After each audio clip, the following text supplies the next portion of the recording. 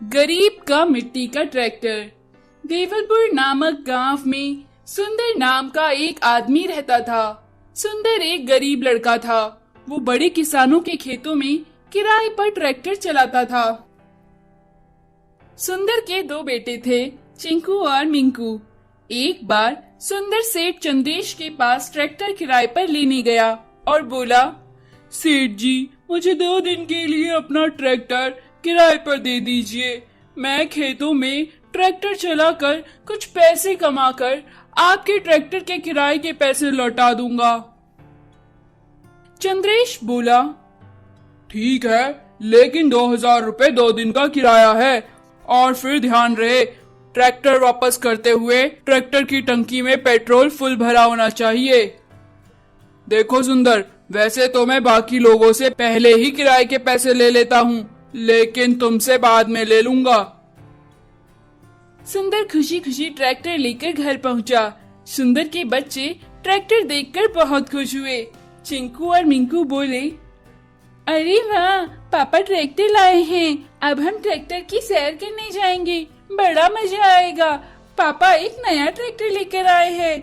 हमें ट्रैक्टर में घुमाने लेकर चलोगे ना पापा? हमें भी घुमाने ले चलो। सुंदर ने बच्चों की जिद की वजह से बच्चों को ट्रैक्टर में घुमाने के लिए ले गया। सुंदर बच्चों को खेतों में, नदी के किनारे, सड़क पर ट्रैक्टर में घुमाकर लेकर आया। सुंदर का छोटा बेटा बोला, पापा पापा हमें भी एक ट्रैक्टर लाकर दो ना, जो बहुत छोटा सा हो, हम उसके साथ खेलेंगे। हमें ट्रैक्टर बहुत अच्छा लगा। अपने बेटे की बात सुन सुंदर अपने दोस्त जग्गी की दुकान पर गया। जग्गी एक क्ले टॉय बनाने का काम करता था। सुंदर जग्गी से बोला, अरे यार जग्गी, मेरे बच्चों के लिए एक क्ले का मजबूत ट्रैक्टर बना दे, जिससे ये खेले। ये बहुत जिद कर रहे हैं। मैं कुछ दिन में तुझे इसके पैसे लौटा दूंगा। जग्गी बोला, अरे पैसे दे देना, कोई नहीं, मेरे पास ये मिनी ट्रैक्टर है, ये चलता भी है। पैसे तुम दे देना, कोई बात नहीं। बच्चों ने अगले दिन ट्रैक्टर चलाना सीखा और सुंदर अपने ट्रैक्टर के साथ खेत पर काम करने के लिए निकल पड़ा। सुंदर ने सुबह काम किया और दिन में वो थोड़ा आराम करने लगा। आराम करते वक्त सुंदर की आंख लग गई। जब उसकी आंख खुली तो उसने देखा ट्रैक्टर वहाँ पर नहीं है। सुंदर ने आसपास खेतों में ट्रैक्टर को ढूंढा, लेकिन उसे ट्रैक्टर नहीं मिला। सुंदर परेशान होकर घर लौटा। सुंदर के बच्चे बोले, पापा पापा, आज हमें बहुत मजा आया। हमने वो मिनी ट्रैक्टर चलाना भी सीख लिया। सुंदर का उदास चेहरा देखकर सुंदर का बड़ा बेटा चिंकू बोला, अरे पिताजी, आप उदास क्यों हैं? और आपका ट्रैक्टर कहाँ है? वो कहीं दिख नहीं रहा। सुंदर बोला, वो ट्रैक्टर मैंने सेठ चंदेश से किराए पर लिया था, वो चोरी हो गया है। अब मैं उसके पैसे कैसे लौटाऊंगा? अगर मैंने उसके पैसे नहीं लौटाए तो वो मुझे जेल भेज देगा। चिंकू बोला, पिताजी पिताजी, आप चिंता ना करें, हम अभी जाकर ट्रैक्टर को ढूंढते हैं। चिंकू और मिंकू अपने मिनी ट्रैक्टर में बैठकर सड़क, नदी, खेतों के पास ट्रैक्टर को ढूंढने निकल पड़े। उन्हें नदी के किनारे एक ट्रैक्टर दिखा। मिंकू बोला, देखो देखो भैया, वो रहा पापा का ट्रैक्टर, किसी बदमाश ने इसे यहाँ फेंक दिया। चिंकू और मिंकू ने उस ट्रैक्टर को अपने मिनी ट्रैक्टर से खींचकर बाहर निकाला और खींच के घर ले गए। सुंदर ट्रैक्टर को देखकर बहुत खुश हुआ। सुंदर बोला, अब मुझे ये ट्रैक्टर जल्दी सेठ को लौटाना होगा, वरना ये दोबारा चोरी हो जाएगा। चिंकू और मिंकू, मुझे तुम पर गर्व है, तुमने ये ट्रैक्टर मुझे ढूंढकर वापस ला कर दिया। चिंकू, मिंकू और सुंदर सेठ के पास गए। सेठ को सारी बात बताई। सेठ बोला, अच्छा हुआ ये ट्रैक्टर तुम्हें वापस मिल गया, वरना मैं पुलिस को खबर कर देता। सुंदर, ये क्या, ट्रैक्टर में पेट्रोल नहीं डलवाया? मैंने पहले ही कहा था, मुझे ट्रैक्टर की टंकी फुल भरी हुई चाहिए। चिंकू बोला, अंकल अंकल, हम जल्दी आपके पैसे और ट्रैक्टर में पेट्रोल भरवा देंगे। हम अपने मिनी ट्रैक्टर से काम करके आपके पैसे लौटा देंगे। हमें 1 महीने का वक्त दे दीजिए। सेठ हंसते हुए बोला, हा हा हा, मिनी ट्रैक्टर से तुम कितना काम कर लोगे, देखते हैं चलो। चिंकू और मिंकू ने मेहनत करके सामान ढोने का काम शुरू किया। वो शहर से गांव और गांव से शहर मिनी ट्रैक्टर में सामान लेकर जाते थे। उससे उन्होंने बहुत पैसे कमाए और चंद्रेश सेठ के पैसे वापस लौटा दिए। सुंदर और उसके बच्चे मिनी ट्रैक्टर से खुशी खुशी काम करके अपना जीवन व्यतीत करने लगे। तो दोस्तों, हमें किसी भी मुश्किल घड़ी में घबराना नहीं चाहिए।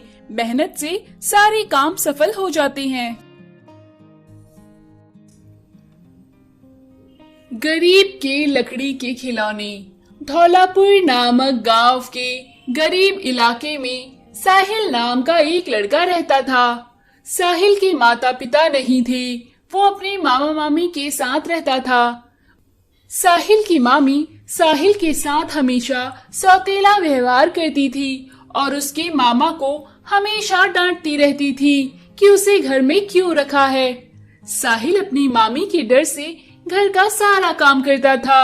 साहिल को लकड़ी के खिलौने बनाना बहुत पसंद था। एक बार साहिल अपनी मामी की लड़की मीना के लिए लकड़ी के खिलौने बना रहा था। कभी खिलौने बनाते समय घर का कोई सामान टूट जाता है। मामी आवाज सुनकर बाहर आती है और साहिल को खूब गुस्सा करती है और उसे डांटती और मारती है। तभी मीना कहती है, मामा, आप भैया को क्यों मार रही हो? भैया ने मेरे कहने पर ही मेरे लिए खिलौने बना रहा था। मीना को मामी डांट कर चुप करा देती है और साहिल को घर से बाहर निकाल देती है। साहिल अपनी दोस्त रोहन के घर जाता है और जाकर रोहन को सारी बात बताता है और रोने लगता है। रोहन साहिल को समझाता है और कहता है, मेरे प्यारे दोस्त, तुम चिंता मत करो। तुम्हारी मामी ने तुम्हें घर से निकाल दिया तो क्या हुआ, तुम मेरे घर पर यहीं रहो। साहिल कहता है, पर तुम्हारे पिताजी को दिक्कत नहीं होगी क्या? रोहन कहता है, नहीं नहीं, मेरे पिताजी को कोई दिक्कत नहीं होगी। तुम घर के बाहर लकड़ी के खिलौने बनाना शुरू करो और उसे बेचो और अपनी मामी को दिखा दो कि तुम भी कुछ कर सकते हो। साहिल रोहन के घर पर ही लकड़ी के खिलौने बनाता है और उन खिलौनों को बेचता है। थोड़े ही दिनों में साहिल के खिलौने पूरे गांव में फेमस हो जाते हैं। एक बार गांव का जमींदार अपने बच्चों के लिए खिलौने खरीदने साहिल के पास आता है और कहता है, साहिल तुम ही हो ना?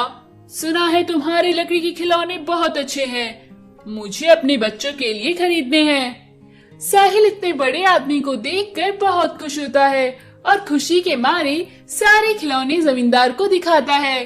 जमींदार खिलौनों को देखकर बहुत आश्चर्य में पड़ जाता है। वो साहिल से कहता है, बेटा, तुम्हारे हाथों में तो जादू है, क्या तुम मेरे साथ बिजनेस करोगे? ये सुनकर रोहन और साहिल बहुत खुश होते हैं और जमींदार से कहते हैं, हाँ हाँ जरूर, क्यों नहीं। जमींदार कहता है, ठीक है, तुम सारे खिलौनों के सैंपल बनाकर रखो, 1 हफ्ते बाद आकर मैं उन्हें ले जाऊंगा और बाहर शहर में बेचूंगा। फिर जमींदार कुछ पैसे साहिल को देकर चला जाता है। साहिल बहुत खुश होता है और रोहन से कहता है, यार रोहन, चलो ना मेरे साथ, ये बात मैं अपने मामा को बताता हूँ, वो बहुत खुश होंगे। रोहन कहता है, तुम वहाँ क्यों जाना चाहते हो? तुम्हारी मामी तुमसे कितना नफरत करती है, पता है ना तुम्हें? साहिल कहता है, यार मामी जैसे भी हो, पाला तो मुझे उन्होंने ही है। फिर रोहन और साहिल अपने मामा मामी के घर जाते हैं। साहिल को देखकर उसके मामा बहुत खुश होते हैं और उसे गले से लगा लेते हैं। साहिल अपने मामा को खिलौने बेचकर मिले हुए पैसे देता है और जमींदार वाली सारी बात बताता है। मामा बहुत खुश होते हैं। मामी भी अपनी गलती पर अफसोस करती है और साहिल से माफी मांगती है। फिर साहिल, रोहन और उसके मामा मिलकर लकड़ी के खिलौने बनाते हैं। फिर एक हफ्ते बाद जमींदार आकर उन खिलौनों को ले जाता है और ले जाकर शहर में बेचता है। धीरे धीरे साहिल खिलौने बेचकर बहुत अमीर हो जाता है।